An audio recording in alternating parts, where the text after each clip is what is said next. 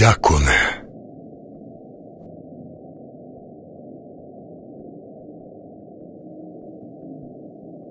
пак лази тази страшна дата по челата ни.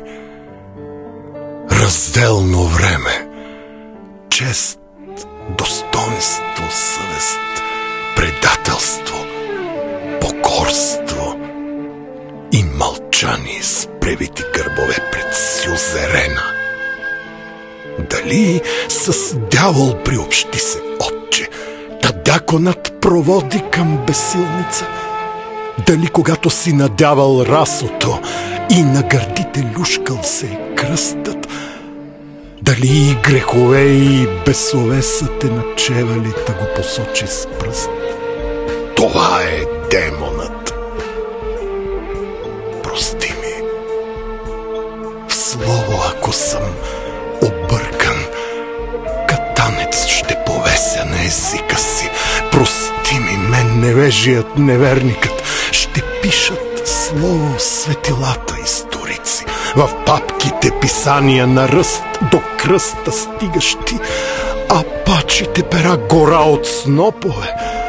А него в мразовита ранна утрин с рана от куршум лежи в талигата, а за птиета само десетина по пътя в Лецкован летят към София и куче даже с вой не спря потерята, ни верните му негови побратими не хванаха конете за юздите, не сдупчиха самите за птиета, па да прегърнат брата си Василия и пранги и окови да прегризят. Не стори никой нищо.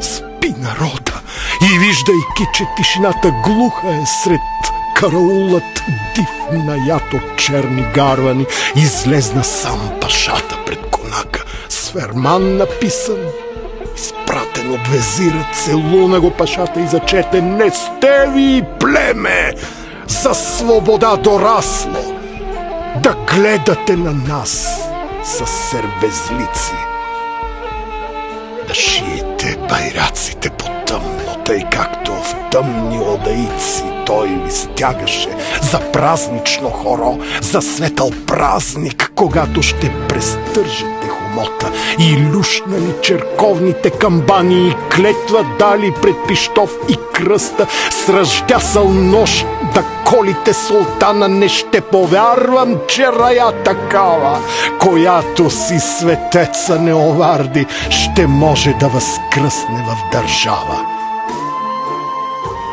Повее вятър от кълъч по-остър, страшен, безсилницата безкована вече. Морето тумбесто под нея чака, а върху него стихнал с взор към Бога стоеше мъж чудовен в своята сила.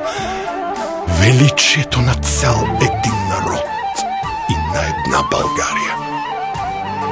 Покай се, синко, грехове да паднат.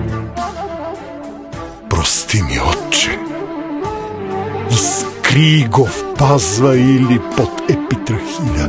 Целувал съм и жалил съм когото трябва, и моите молитви бяха други за бунт, а не смирение без святата ми проповед, че как в очи ще гледаме чедата, когато под възглавие не спим с камата.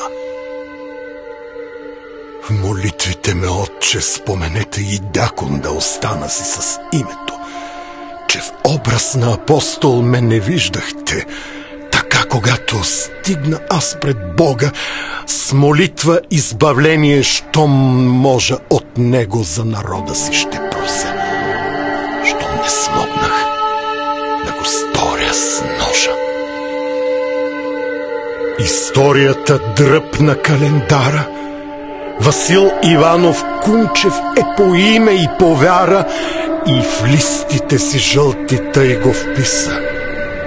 И тъй остана вечно агнецът жертвен сложен пред олтара.